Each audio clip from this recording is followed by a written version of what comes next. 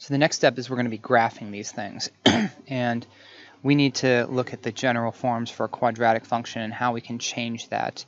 The form that we've seen for a quadratic function is this right here, which I would call general form, or you can call it quadratic form because it's written expanded out, it's written simplified, everything's added together. The graphing form, though, which is more of a transformed function form, looks like this. And all graphs of quadratics in either form are parabolas. It doesn't matter what form it's in, it's the same equation.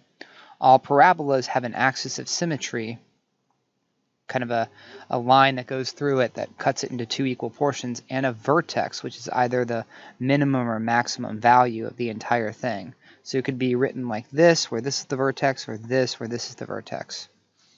Now, you have the ability to graph these using a t-chart. We can kind of start to plot x, y values, and the best value to plug in would be the value that makes that inside be 0, so I'm going to put 2 in. And if I put 2 in, I get 0 minus 4 and negative 4. So I'm going to graph 2, negative 4. Then let's graph the point where 3 is. 3 minus 2 squared is 1. 1 minus 4 is negative 3. So 3, negative 3. Sorry, this should be 2, negative 4. And 3, negative 3. If I put 4 in, I get 4 minus 2 squared. I get 4, 0. And let's put in 5. 5 minus 2 squared minus 4 is 5. So 5, 5. So this gives me a lot of points. And if I connect those, it starts to look like this. Oops. These are actually, okay, I'll just go with that. Now, what happens when I go left of that? If I plug in 1, I get negative 3. If I plug in 0, I get 0. And we could actually see maybe this is a point because it's kind of the same as that point. Well, if I plug in negative 1, I do get 5. This would make this right here be an axis of symmetry. Call that axis of symmetry. And if that's an axis of symmetry, that would make this the vertex. Specifically, it's a minimum because it's the bottommost point. There is no maximum on this. So, in the graphing form of a quadratic equation, you're going to notice a couple of things. I know that that's the ordered pair 2, negative 4, and I can predict that that's going to happen by looking at this right here. The equation y is equal to a x minus h squared plus k has a vertex whose coordinates are h, k. If I plug h in, I get 0 squared, and then I get k out. The axis of symmetry is a vertical line. All vertical lines have an x equals, and since it passes through hk, it would be x is equal to h. Then we have this coefficient. If a is greater than 0, which means it's positive, then the parabola looks like this. We can say it's upward. And if a is less than 0, which is negative, then the parabola looks like this, and it would be downward. Finally, the absolute value of a tells the shape of the parabola, kind of how wide or narrow it is. If I have an a value between 0 and 1, like if I do 1/4 x squared, that widens the parabola out. The parabola is wide. And if my a value is greater than 1, like a 4x squared, it's going to look like this. We'll call that narrow. You can actually play around with these on Desmos and look at kind of some of the options. But let's go to the number 2 and 3 here and talk about writing equations for these things. I know that the general form for the equation, something you absolutely need to memorize, is y is equal to a times x minus h squared plus k. And what I want to do is I want to substitute what I know and try to solve for what I don't know. I know that the vertex here is at the ordered pair 4, 3. So I already know that my formula is going to look like y is equal to a x minus 4 squared plus 3 if I do a substitution in for h and k. Now I need to figure out what a is, and to find a, we can take any other point like this one, which is 5, 5, and substitute it. So if I substitute it for x and y, I get 5 is equal to a 5 minus 4 squared plus 3, or 5 is equal to a plus 3, or a is equal to 2. Knowing that, I can substitute that back again and get the equation for that parabola is y is equal to 2, x minus 4 squared plus 3. And that would be the formula or the equation for that parabola right up above. Let's try another one. If I go here, I know that HK, the vertex of this parabola, is at an ordered pair of -2, -4. Which means that my formula, or my equation, y is equal to a, x minus a -2, because remember it's minus h, so plus 2 squared, plus k means that that k has the same sign, minus 4. Then I can substitute any other ordered pair, like maybe this, -1, and that's -1, 2, 4, -5. So I'm going to go -5 is equal to a, -1 plus 2 squared minus 4. Or -5 is equal to a minus 4, or a is equal to -1. I get y is equal to negative x plus 2 squared minus 4 for my final equation, which matches because this one opens downward. Let's try to do this without a graph. So my vertex HK is -5, 6, y equals a, x minus a -5 squared plus 6. And it says one x-intercept is -1. Well, that's the ordered pair, -1, 0. So when I plug that in, I get 0 is equal to a, -1 plus 5 squared plus 6. Or 0 is equal to 16a plus 6.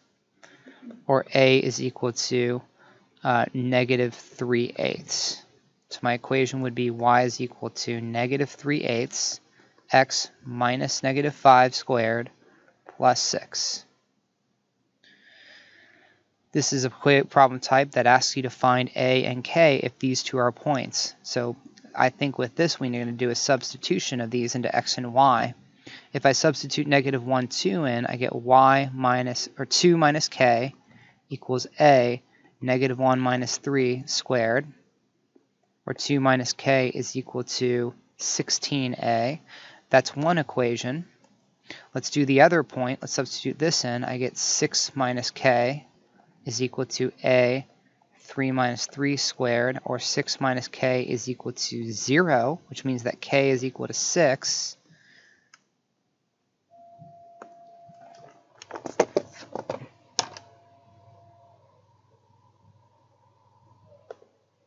Hang on a second.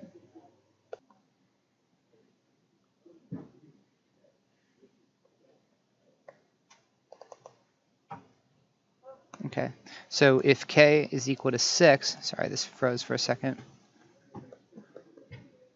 If k is equal to 6, then I can plug that back in here and get 2 minus 6 equals 16a, or -4 is equal to 16a, or a is equal to -1/4. So I found both of those. Pause this for a second. So now we're going to try to graph something from a whole perspective, starting with one in graphing form. So I know that from this equation, HK is the vertex. So part A asks for the vertex, and that is the coordinates of HK. H is 3, because 3 is the value that when I plug into x minus 3 makes that 0, and 5 is the number I get out when I do that. So I'm going to plot 3, 5 on the grid over to the right. I know that the parabola opens downward because it has a -a value. So it's going to look something like this, which means that 3, 5 has to be a maximum. So 3, 5, and it's a maximum. Next, find the exact roots and simplify over the complex numbers. Roots, zeros, and x-intercepts are all the same thing. So this is 0 is equal to -2 x minus 3 squared plus 5, or x minus 3 squared is equal to 5 halves if I move the 5 over and divide by the -2. Now I actually need to plot these a little bit better.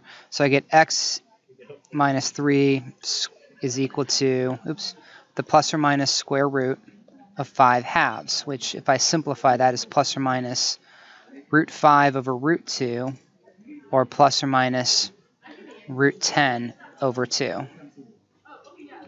Then I get x is equal to 3 plus or minus root 10 over 2.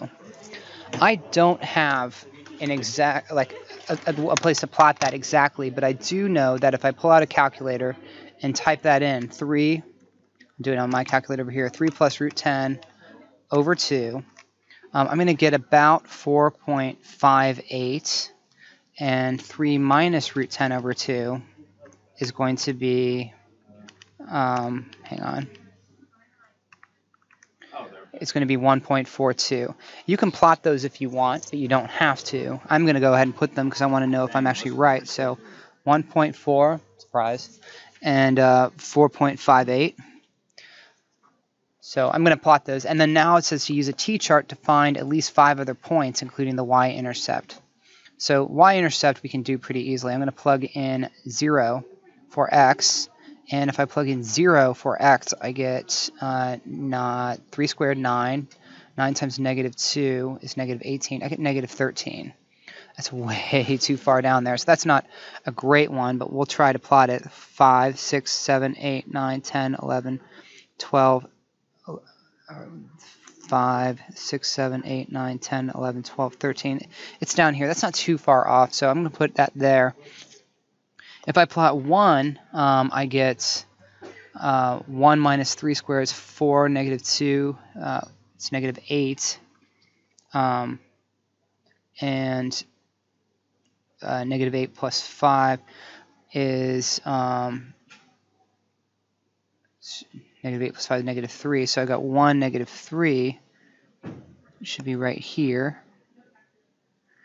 And if I plot in 2, I get 2, 3, so 2, 3. And I can put these points here and here. I know that 2, 3 is a point, which means that 1, 2, 3, 4, 3 is also a point. 1, negative 3 is a point, which means that there should also be a point here at 1, 2, 3, 4, 5, negative 3. Because of the symmetrical line axis of symmetry that happens, we have symmetry about this parabola. Which means I can also plot a point right here. When I connect this, I should get something that looks pretty good because I've plotted all the possible points that can go. So the next step is going to be to write these in graphing form so that we can actually do what we just did, which means I need to be able to complete the square. I also need to do it a little bit differently than we did before. I need to work on one side of the equation. So what I'm going to do is write y is equal to x squared minus 6x. I'm going to put plus something. I'm going to keep that off to itself. Then I'm going to have plus 11, but then minus that same something. That something is going to be a 9. I'm adding 9, but then I'm also subtracting 9 on the same side in order to balance the equality. Then I'm going to factor this as y is equal to x minus 3 squared. Then 11 minus 9 is plus 2, and this is now in graphing form. I'm going to do something that I've kind of coined the Y-Intercept check, where in the original, I'm going to plug in x equals 0, and I get y is equal to 11. And then in my graphing form, I'm going to plug in x equals 0, and I get y is equal to 3 squared plus 2, which is 11. And that check, which you don't have to write out, but I do want you to do, make sure that at least I probably have the right equation. For this one, I'm going to actually want to group together these two and factor the negative 9 out. This is a little tricky, but it's not something we can't handle. We're going to factor the negative 9 out, and I get x squared minus, when I divide 12 by negative 9, I get 12 ninths. 12 ninths is 4/3. So I have 4/3 x. Then I have 4/3 x. I'm going to have plus something, so I want to complete that. Minus 5 minus is something. Now, because I factored a negative 9 out, this box is actually negative 9 times that. So I need to stick a negative 9 here because I'm going to multiply this by a negative 9 as well to maintain the balance. Half of 4/3 squared is what goes inside that box. Half of 4/3 is 2/3. 2/3 squared is 4 ninths. So inside here is going to go 4 ninths. and then 4/9 is also going to go here. And now we have to clean this up. Y equals -9 x minus 2/3 squared minus 5 minus a negative, and then 9 times 4/9 is plus 4. So I get y is equal to -9 x minus 2/3 squared minus 1. I'm going to do this y-intercept check. So in the original equation right here, my y-intercept is -5. I can see that right there. In my final, when I plug in 0 for x, I get 4/9 times -9 minus 1, or -4 minus 1, or -5. So I know for sure that this is definitely my graphing form. Let's move on to number 9 and try one like this. So what I'm going to do is I'm going to first group this together, and I'm going to pull the 3 out. And I get 3 times x squared minus 4x. I know that the number I need to add is 4 plus 7, but then I need to compensate for the fact that I added 12 by subtracting 12. I added 12 by adding that 4 inside something that has a 3 factored out. Then I'm going to factor this. Y equals 3, x minus 2 squared minus 5. Now I'm going to check it. My y-intercept should be 7. And here in this version, when I plug in 0 for x, I get 3 times 4 minus 12, or minus 5, which is 7. So that checks. So I can call that my graphing form, and I can now proceed with these directions. Vertex is the ordered pair 2, -5. Since this is an upward shaped parabola, this vertex is a minimum. I'm going to graph 2, -5. Then for part B, I'm going to find the roots. 0 is equal to 3 times x minus 2 squared minus 5. I'm going to add 5 and divide by 3, so I get 5/3 is equal to x minus 2 squared. Plus or minus square root. So plus or minus root 5/3 equals x minus 2. And then I'm going to simplify this. X is equal to 2 plus or minus. And I can keep this separated, but what I'm going to do is rationalize it. So I have root 15 over 3. I'm okay if you leave it like that. You can go ahead and write 6 plus or minus root 15 over 3 if you want. But since you won't have a calculator to actually graph these, I'm not going to approximate them like I did before. What I am going to do is I'm going to use a t-chart to try to get these points, to get a few more points. So I'm going to plug in some values. I'm going to start with plugging in, not 1, I'm going to go bigger than that. I'm going to go 3. 3 minus 2 squared is 3. 3 minus 5 is -2. So this is 3, -2. And instead of actually plotting the other one, I'm just going to put it on the graph. I know that the other one would have to be to the left of that. Now I'm going to put the number 5 in. 5 minus 2 squared is 3 squared, 9. 9 times 3 is 18. 18 minus 5 is 13. So I get 5/13, which is, again, way, way, way up here and way up here. So this is a very skinny one, and there's just not a lot of points that I could have actually plotted on this. That's okay. If you wanted to approximate these roots, you could. If you have a calculator that can do that, I would do in the calculator 2 plus root 15 over 3. And I get 3.29. I'm just going to go ahead and do this so I can make sure I'm right. 3.29, which if I zoom in, yeah, sure, it's somewhere in here. And then the minus is 0.71, which also matches. So they're not totally off, which is good. 0.71. Okay, next one. Let's do one where I have to factor a -2 out. So I get y is equal to -2. X squared minus 4x plus a box. And in this case, it's going to be plus 4 minus 9. And then this, I've actually subtracted 8, so I need to add 8 to make up for that. And then I get y is equal to -2 x minus 2 squared minus 1. And before I move on, I'm going to check the y-intercept. Here the y-intercept is -9. Here, when I plug in 0 for x, I get -8 minus 1, which is also -9. State the vertex. It is 2, -1. This is a downwards opening parabola, which means that vertex is a maximum point. To find the exact roots, what we're going to do is say 0 is equal to -2, x minus 2 squared minus 1. Add 1 both to both sides and divide by -2, and I get -1/2 is equal to x minus 2 squared. This means that x minus 2 is equal to the plus or minus square root of -1/2, which is the plus or minus square root of -1 over the square root of 2, which is the plus or minus I over root 2, or plus or minus root 2 over 2i. So x would be equal to 2 plus or minus root 2 over 2i, which is not something that I can plot on the grid at all. So all I have is this ordered pair 2, -1, and I know it opens downwards. Let's plot some points. Let's plot 0. 0 gives me negative, well, we already calculated that 0, -9 was a y-intercept, and I know that that point's there.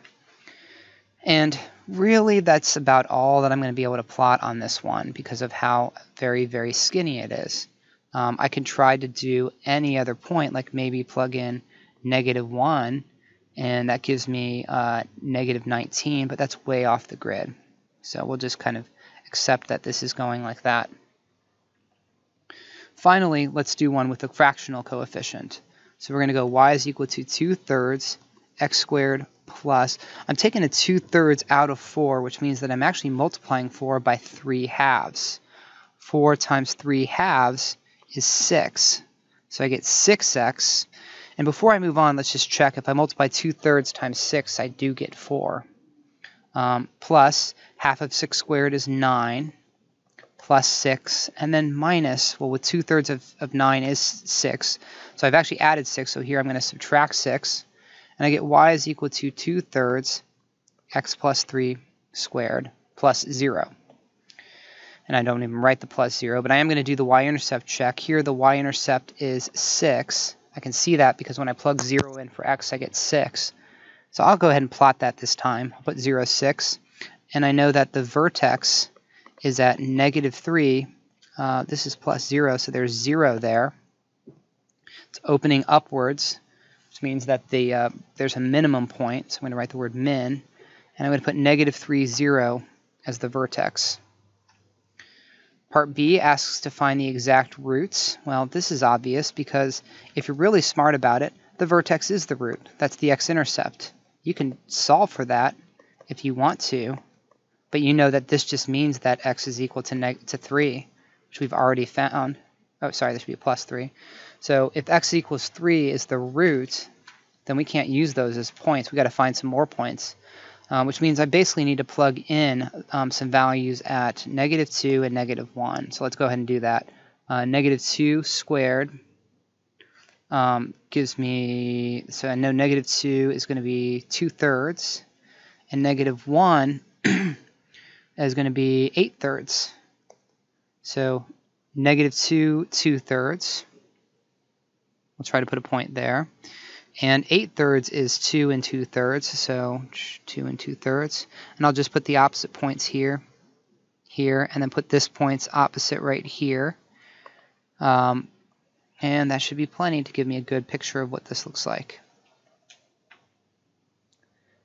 Okay, good luck, and I will see you guys later.